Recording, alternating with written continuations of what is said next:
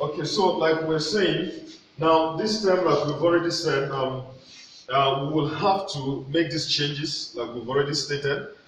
For the second term, so we said the G delta rho, the X sigma, the X sigma, the X prime nu, the X delta, the S prime K, the X rho, because that's what our beta is, the X prime mu.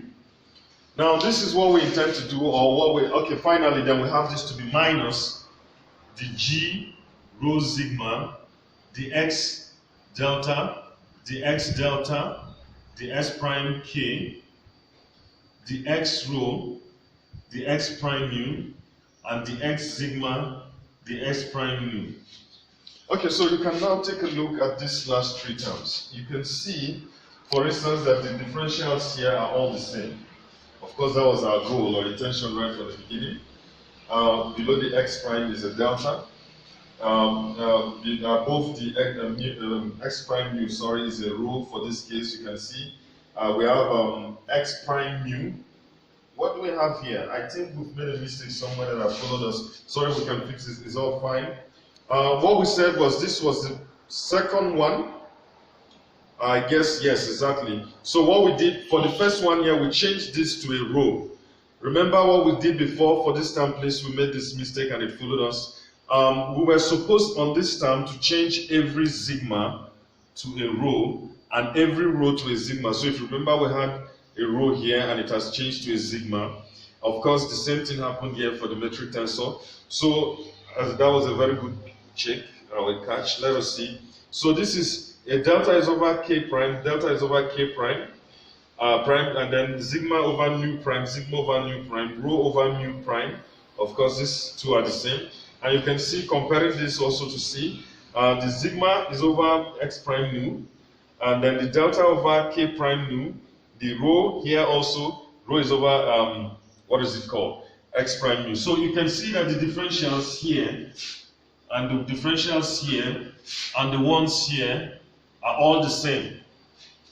And why have we gone through this struggle? We have gone through this struggle because it's so that in the end, we can rewrite now, we can go ahead to write everything in full. I think at this point in time, we don't need these particular expressions.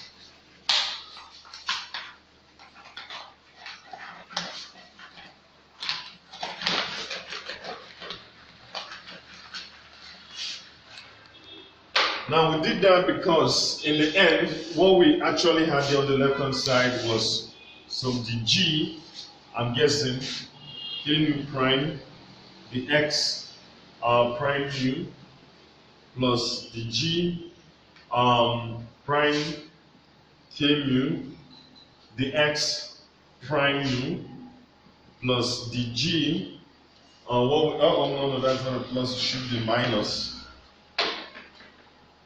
The G prime mu nu, the X here is prime K, prime of K.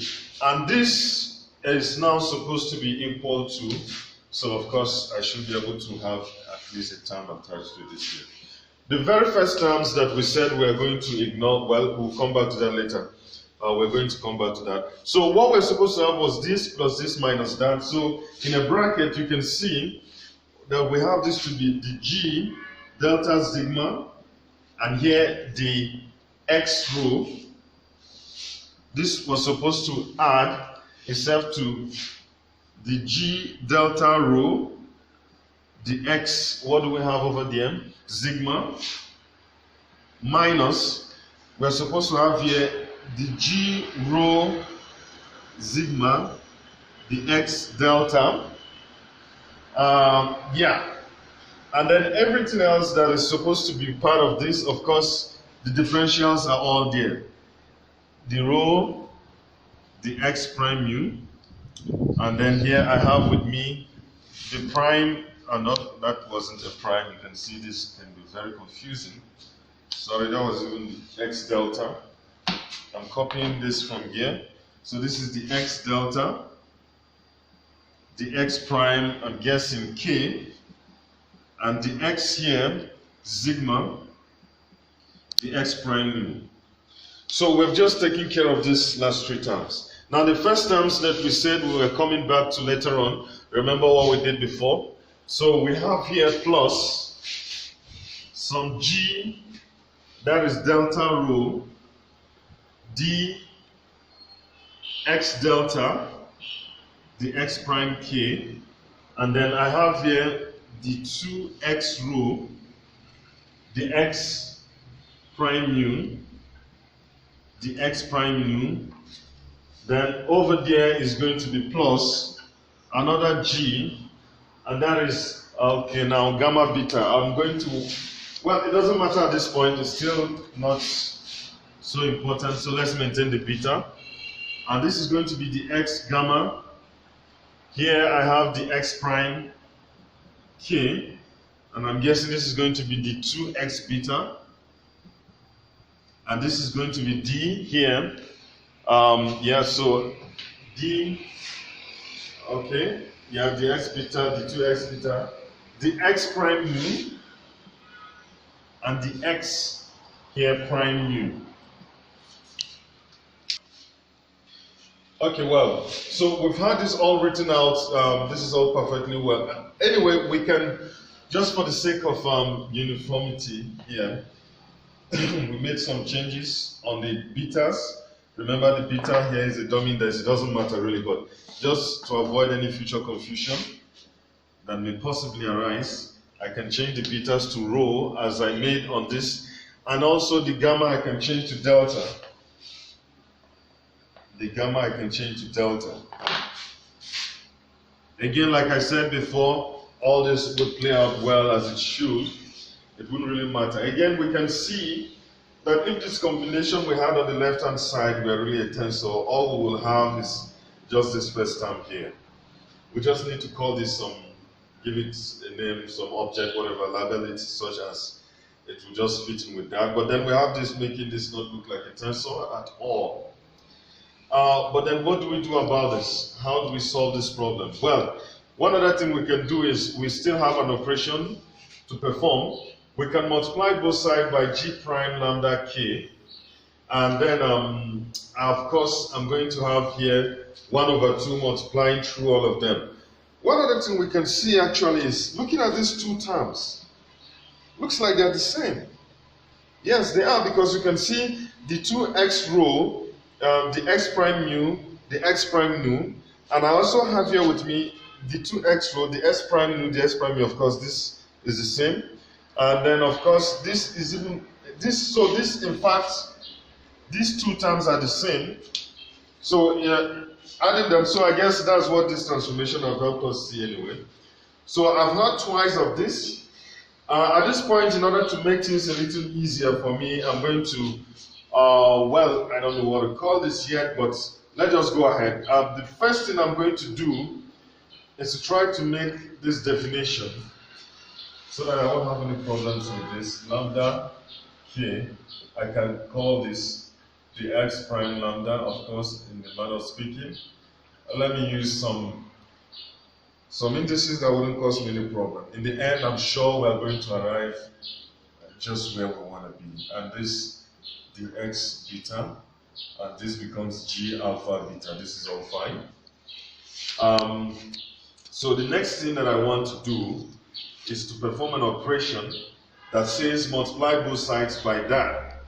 But I guess I should have one last expression, or maybe take, what will this be called? One step at a time. Let me say 1 over 2 of the gk nu prime, the s prime mu, plus the g prime k mu, the x prime mu, minus the g mu nu prime, the s prime k, and this should be the same as some 1 over 2 here.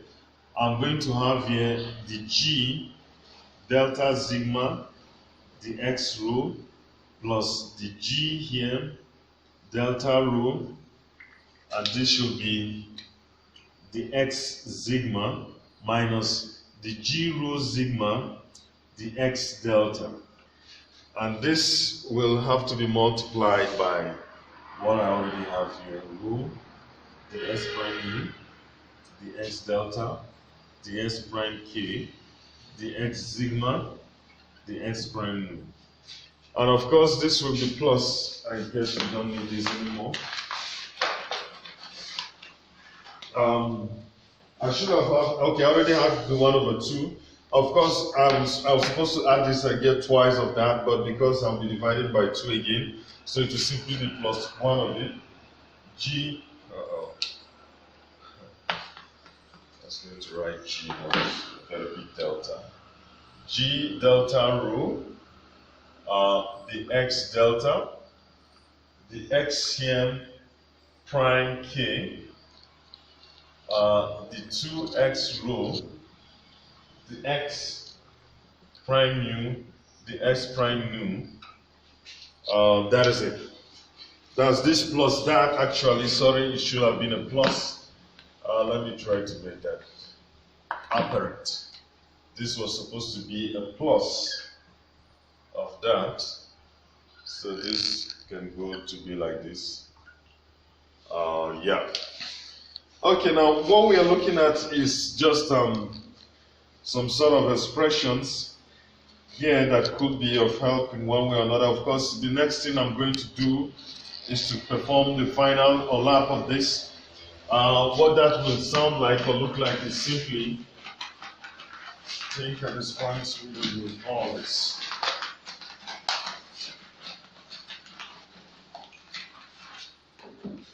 Now I'm going to multiply both sides by that, and by that it means I'm going to have g prime lambda k half of the g prime k nu, the x prime mu, plus the g prime k mu, the x prime nu, minus the g prime mu nu, the x prime k. That should be the first term. Okay, now, but take note of this. I'm doing this or using that, but on the left-hand side, I would like to use this expression. In other words, instead of saying g prime lambda k multiplying the very first term here, I'm going to say that this is the same thing as half of g alpha beta. Now, of course, in the bracket, I'm still going to have here with me g delta sigma. Now the x here I have with me rho plus the g delta rho. Now the x sigma minus the g rho sigma, the x delta. Okay, now of course we have these other differentials following us, but then let me start with these first ones. This is going to be the x prime lambda, the x alpha, now the x prime k or kappa, the x beta. Now what I had originally here are the x rho, the x rho, the x prime k, I guess that should be a mu, sorry. The x prime mu, and now I have the x here with me, delta, the x prime k, and the next thing is going to be the x sigma, the x prime nu, exactly. Now the whole idea, of course, you can see, I have here with me this, this and that goes. This was lambda originally, so now next thing I'm going to be looking at is, first of all, what else goes here? Now I've been forced to make this and this cancel. Now there is something I've got to do, is to see that these terms remaining here, because one of these cancels that. These two terms sort of gives me a conical delta of delta beta. In other words, on this term, wherever I see beta, I change that to delta. That's just what that says. That's what it means, essentially. Everything else remains the same. Of course, here I have here with me the x prime or the x alpha. This again is a dummy index. I can change that to whatever I want. Okay, now, but that's just for the first term, like I've said. but we're going to see how that applies later on. Now we have here going forward plus, we're supposed to have G with us here, delta rho. Okay, I'm going to keep the differentials later on, but this is the same, just to avoid it. So let me say G alpha beta is supposed to multiply G delta rho. And then the next thing is we're going to have these following differentials again, multiplying these differentials. So I'm going to have the x prime lambda, the x alpha, the x prime k, the x beta, and the next thing here is going to be multiplying the x delta, I guess that's what we've got on top there, the x prime kappa, the 2x rho, and I have the s prime mu, the x prime nu. This is what we've got. Now looking at this again, I'm sure we can see that this also cancels with that. Turns out we have some kind of delta beta relationships here. So now, well, we can see again that this 2 gives us some chronicle delta for delta beta. I think that should be completely coincident, well, but it doesn't matter. Let's just go forward. Now we can see at this point that if we were to follow this rule, that every beta becomes a delta, and then we can do away with those 2 differentials. This is 1 over 2g alpha beta, and here we have, I think I should come down a little bit because of this notation. This is going to be 1 over 2g alpha, but then delta of the g delta sigma, the x rho, plus the g delta rho, the x sigma, minus the g rho sigma, the x delta. And then finally, of course, again, we have to be careful. Is there any other term here or index represented by beta? No.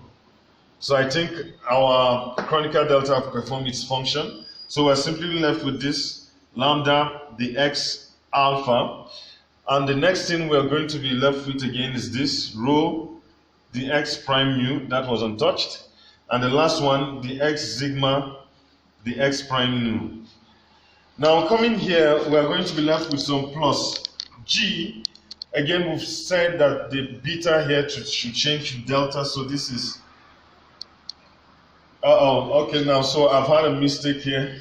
I already sleeping here. This was supposed to be submetric tensor, please. I don't know why I'm making the mistake of writing big deltas for the metric tensor. So now the beta here becomes a delta, courtesy of this chronicle delta. As you can see, we said that beta should become, so that's it. So I have here with me g here, delta rho.